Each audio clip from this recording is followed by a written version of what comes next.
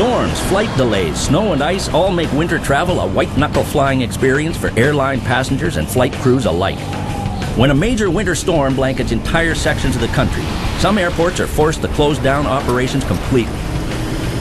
Those that remain open have a formidable job keeping runways safe but operational for aircraft and passengers waiting to depart, and more important, for those anxiously waiting to land. The pressure on the pilots, ground crews, and airport maintenance teams is intense.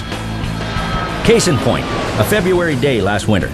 Southwestern Ontario, including Toronto's Pearson International Airport, call letters YYZ, is getting hammered by a midwinter storm that's packing high winds, snow, freezing rain, and ice pellets. Fierce as it is, it's not unusual for this time of year.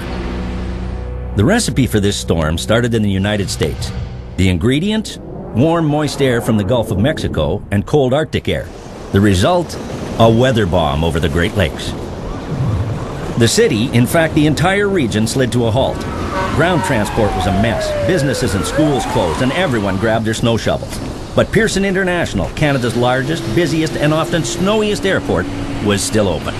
There were over 200 flight cancellations and a lot of cranky passengers, but some planes were still managing to take off and land. Because Pearson gets lots of snow, it's home to the world's largest central de-icing facility and sets the international standard for runway snow clearing operations. Like a praying mantis ballet, aircraft were being de-iced and runways were continually being scraped, brushed, and blown. Keeping a major airport like Toronto's Pearson International open during the winter requires planning on a military scale. An army of specialists and an armada of multi-million-dollar high-tech snow clearing and de-icing equipment. Because when the snow starts to fly, that's when these men and women earn their keep.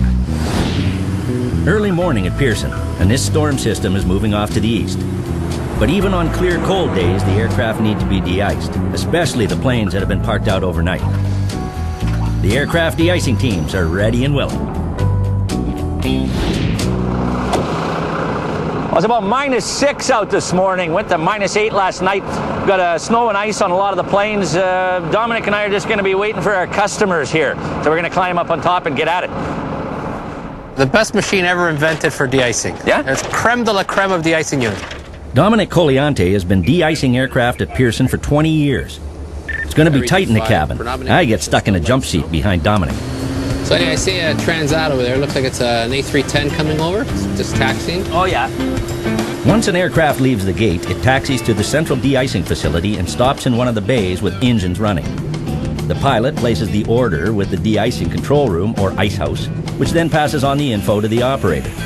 It's a bit like a de-icing drive-through, without the coffee and donut. A few minutes later, with the flying surfaces free of frost, ice, and snow, the aircraft taxis to the runway for departure. Our job basically starts from as soon as he's coming by.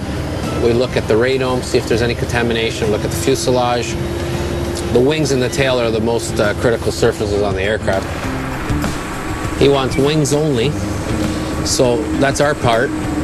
So we know he wants his wings sprayed. But then I also heard say visual inspection on the tail. So yeah, and then those guys on the back are going to check it out. Right tail has contamination on it. See how the gentleman over there already saw contamination on the right side tail? Right on the tail. De-icing begins in L3 center. This $1 million de-icer can hold close to 8,000 liters of glycol, or de-icing fluid. The glycol is mixed with water and heated before it's sprayed on the aircraft. It's the heat that melts the snow and ice and the pressure that blasts it off. The glycol is used to prevent the mixture from freezing onto the wings. It's something like using washer fluid on your frosted over-car windshield, minus the sound of jet engine. The closer you get, the better it is, because every foot that this glycol travels, it depends on the temperature outdoors, of course, but it loses a degree. So it could be coming out at 100 degrees or 85 degrees. It's actually at 90 right now. Right. It'll lose a degree. The shape of the wing produces the lift that allows an aircraft to fly. Contamination with snow and ice changes the shape, interrupting the airflow. Enough interference and you're left with a plane that just does not want to fly. With their long extendable trunks, our Danish-built de-icing machine is appropriately called the Elephant Beta. The nozzle boom can extend out 33 feet horizontally and has a 63-foot vertical reach. Great for getting at the tail sections on the large, wide-body jets. Up to 6 of the de-icing units are used at the same time on the really big boys, like this Air France A340. Having these huge de-icing machines maneuvering around very large and very expensive airplanes runs the risk of a very costly trip to the airplane body shop. Even a small bump can cost hundreds of thousands of dollars. At the end of the Elephant's trunk is a fail-safe anti-collision system, red sensors known as tusks. If either of these sensors touches any part of the aircraft, the unit and its hydraulic systems are automatically shut down.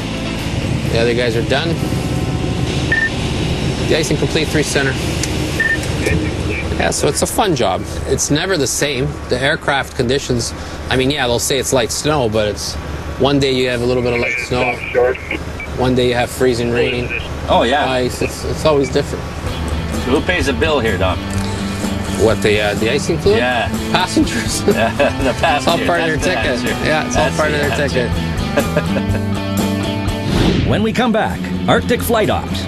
I'm Barry Kennedy, out in the cold.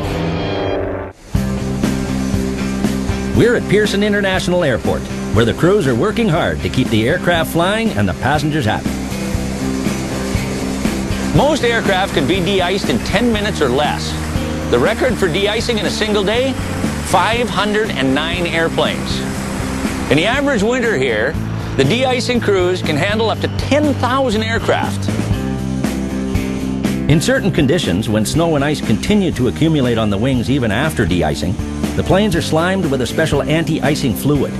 It's designed to stick to the surface and increase the hold over time in case there are delays between de-icing and takeoff. The fluid's dyed green so the operator can see where he sprayed. During the takeoff roll, the fluid, along with any accumulated snow and ice, just slides off the wings and onto the runway. But at Pearson, green is also a watchword for what is done with the used and excess fluid. Although an amazing 6 million liters of this de-icing soup is hosed over airliners here every year, most of it is collected in special underground catch basins. Ken Eastman is the general manager of the central de-icing facility. What you see here is residual fluid that's just come off the pad from spraying. The pads are all sloped in one direction towards a collection system. It goes through the through our catch basins. And there's a lining under. Is there lining under the whole field? Yes, there is. Like, so it'll even go. It doesn't have to run into the drains. In other words, it can go through cracks anywhere on the field. It can go. It can go through. Yeah, and then anyway. all the sub drains, the subsystems will bring it back in. Bring it back to the same place anyhow. Yes, it will. The truck is busy vacuuming up any excess glycol that's on the pad. Then the recovered glycol is recycled. Some of it will eventually wind up in the cooling systems of our cars. From de-icing crew to passenger, now it's my turn to take advantage of Pearson's state-of-the-art winter operations.